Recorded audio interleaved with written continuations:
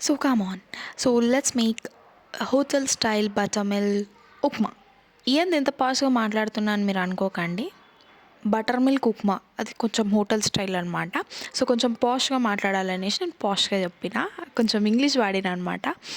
So రెసిపీలోకొచ్చేస్తే మనం ఉప్మా ఎలా అయితే చేసుకుంటామో సో అదే ప్రాసెస్ అనమాట. లైక్ ప్యాన్‌లో ఆయిల్ ఏసి పోపు దినుసులు, వెజిటేబుల్స్ అన్నీ వేసి ఉప్మా రవ్వ మేమిక్కడ దొడ్డు ఉప్మా తీసుకున్నాం. దొడ్డు ఉప్మాని నాకు తెలిసి గోధుమ రవ్వ ఉప్మా అంటారనుకుంటా. సో దాన్ని బాగా రోస్ట్ చేసిన తర్వాత కొంచెం ఉప్మా కలర్ చేంజ్ అయిన తర్వాత మనం బటర్ మిల్క్ యాడ్ చేసుకోవాలి. మనం వాటర్ ప్లేస్‌లో బటర్ మిల్క్ యాడ్ చేస్తున్నామనమాట అంతే.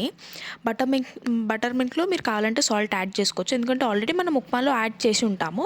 యాడ్ చేయకపోయినా దట్స్ ఫైన్. లేదు అంటే బటర్ మిల్క్‌లో కూడా ఉప్పు యాడ్ చేసుకొని మీరు కన్సిస్టెన్సీ మీ టేస్ట్‌కి తగ్గట్టు మీరు యాడ్ చేసుకోవచ్చనమాట.